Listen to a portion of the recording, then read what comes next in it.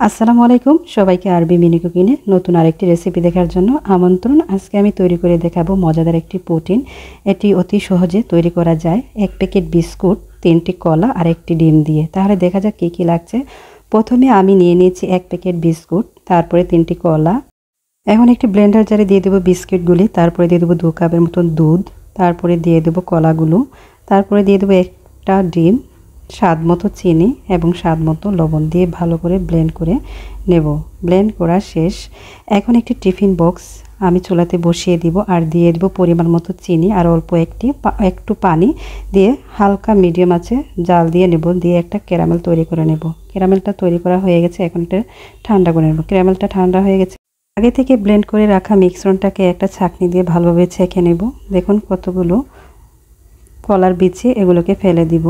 তারপরে ঢাকনা দিয়ে ভালো করে ঢেকে দিব।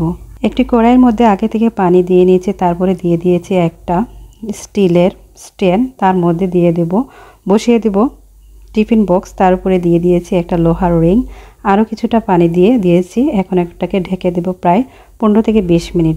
15 থেকে 20 মিনিট পর দেখব প্রোটিনটা হয়েছে কিনা। এরকম একটা শলা দিয়ে দেখব মাঝখানে প্রোটিনটা হয়েছে কিনা। প্রোটিনটা হয়ে গেছে, এখন এটাকে নামিয়ে নেব। নর্মাল ফ্রিজে 1 থেকে 2 ঘন্টা রেখে দিলে খেতে এটা ভীষণ মজা। এরকম একটা নাইফ দিয়ে 4-5টা এভাবে ছাড়িয়ে নেব। উপরে একটা প্লেট দিয়ে এভাবে উল্টিয়ে নেব। তৈরি হয়ে গেল খুব মজাদার একটি বিস্কিটের পুডিং।